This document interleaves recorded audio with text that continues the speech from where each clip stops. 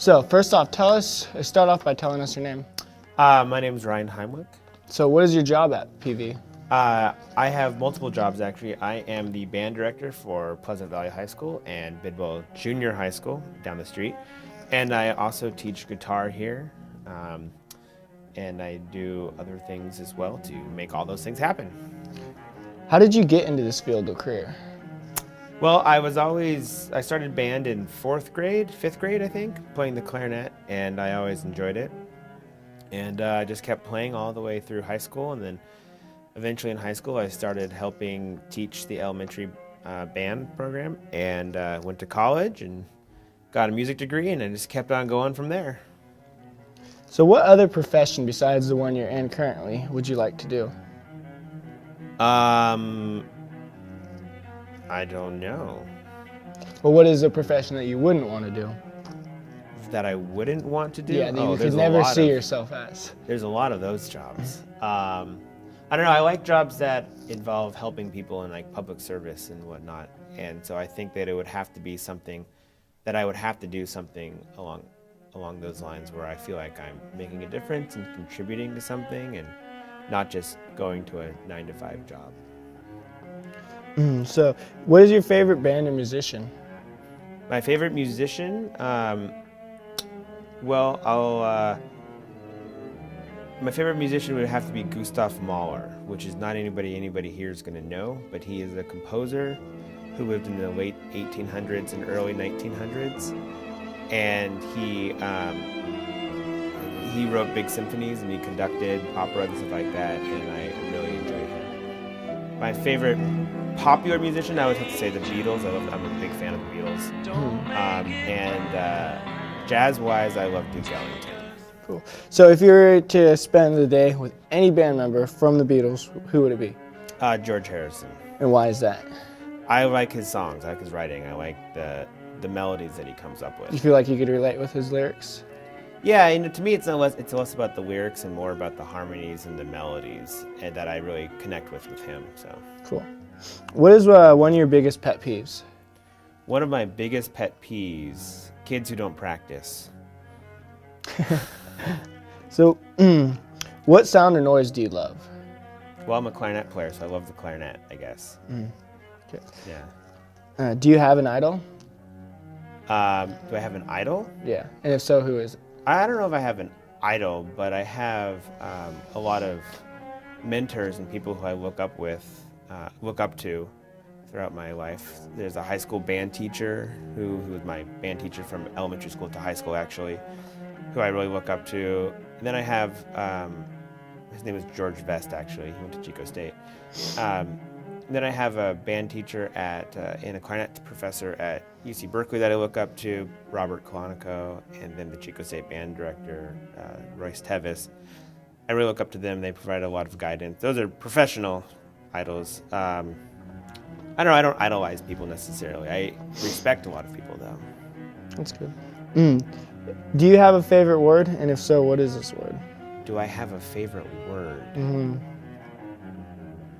I don't think I have a favorite word. I don't think I've ever thought of having a favorite word. Have you ever thought of maybe having a least favorite word or a word that you dislike a lot? I dislike the word can't. Can't. Yeah, for some reason in elementary school and high school, my teacher used to say you can't use the word can't, just as an excuse. So I try to tell the kids that, nope, don't say can't. So I gotta come up with another word than can't. What are 3 things that you hate? 3 things that I hate. Negativity, I guess. Constant complaining. I guess that might be the same thing.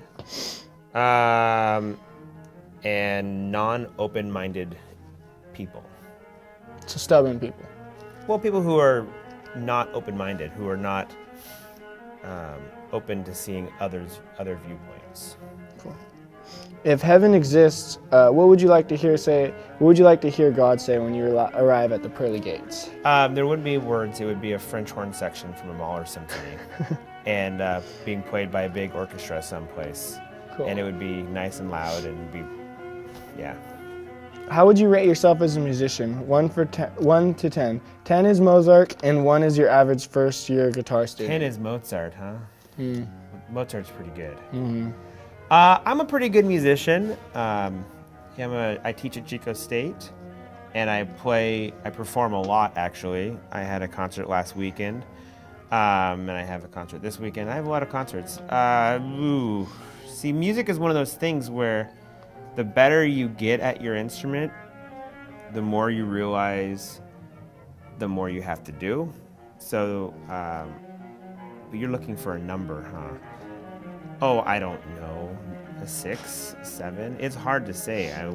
There's always room for improvement. There's always room for improvement, and the more I practice, the more I realize I need to keep practicing. So if you were to change one thing about music today, what would you change? Change one thing about music today.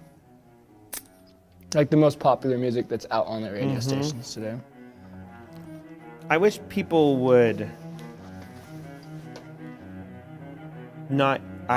take it more seriously.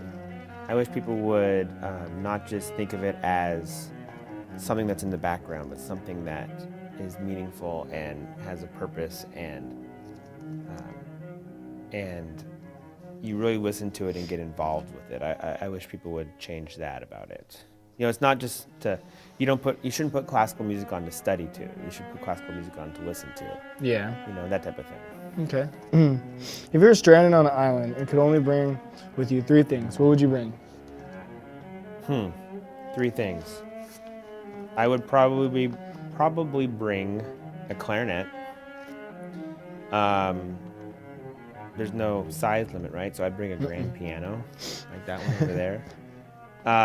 And maybe an MP3 player with a lot of music on it and a long battery.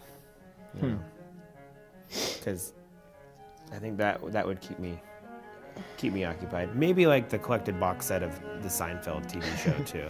That would help. If you could give one person, dead or alive, one punch in the face without consequences, who would it be? If I could punch someone in the face without consequences. Without consequences. Dead or alive? Oh, I don't know. I think just to go around hitting all the racists in the face, because I'm not a big fan of racism. So anyone who's a racist, I'll just hit them in the face. But I don't think people would be too upset about it, right? Yeah, no one would really care. Yeah. So have you ever written any music? Yeah. How often do you do this? I find that I write music for occasions. You know, in college you take some composition classes and that kind of stuff, and I wrote some songs then for those classes. But I've written 2 big pieces for... 1? I don't know. I've written a couple big pieces for my students to play, and both times were when a teacher or a student had died. So I wrote something for us to play at their memorial service. And I wrote a little melody and that type of stuff.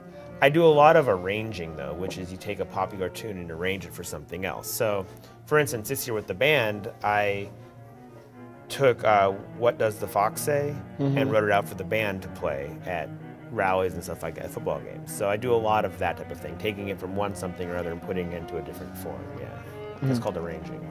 Cool. Do you have a favorite song? Oh, yes, my favorite song would be Take the A Train. It's by Billy Strayhorn. It was written in the 1930s, maybe 40s, popularized by Duke Ellington, who was a jazz big band leader. My favorite song that you would probably know is Here Comes the Sun by George Harrison. All right, thank you for your time.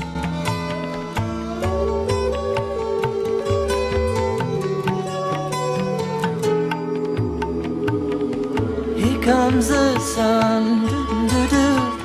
Here comes the sun. I say it's alright. So wait, he has to sing it? Yeah. All right, so would you like to sing What Does the Fox Say? I don't know the words, but I know the chorus. Can we hear it? Yeah. What does the fox say? You want me to play drums? That's fine, thank you. You're thank you for your welcome. time.